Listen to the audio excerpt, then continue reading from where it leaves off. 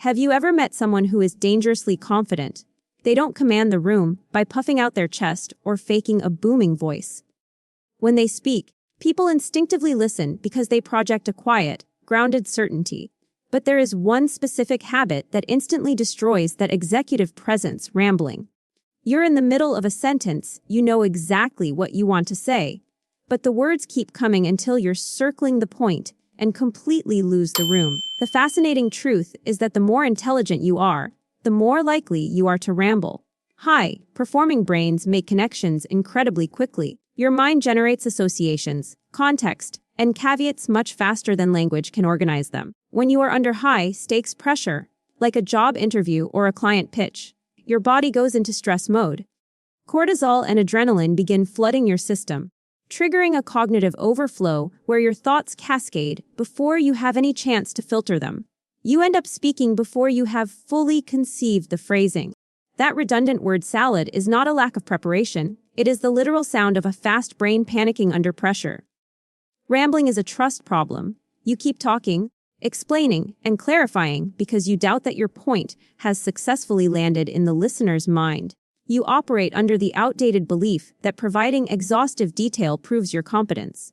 But audiences are actually evaluating your clarity and your judgment. When they hear you cramming extra context into a single breath, they assume you are uncertain, even when you know the subject perfectly. True confidence requires trusting that a simple, concise answer is powerful enough on its own.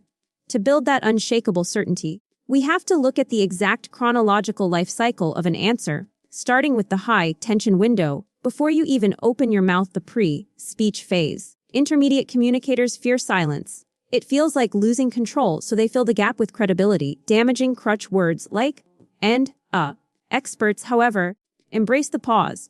Pausing puts your mind in charge of your mouth, letting your brain run ahead to lay the logical groundwork. At the same time, it gives your audience the seconds they desperately need to process what you just said. A deliberate 2-second pause visually projects authority and live thinking. Rushing to fill the silence projects panic. Once you actually open your mouth, you need strict temporal boundaries to prevent those fast, moving thoughts from spilling over. This timeline illustrates the traffic light rule. In the first 20 seconds, your light is green, your listener is fully engaged.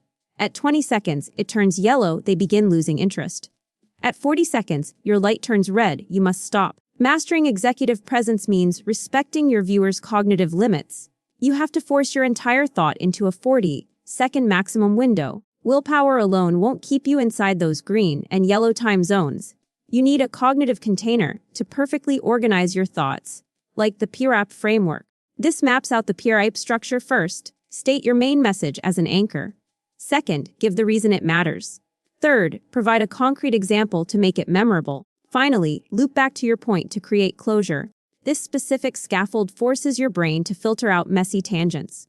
Even under immense pressure, you stop searching for the end of your sentence, because PRP has already mapped it out before you speak your first word.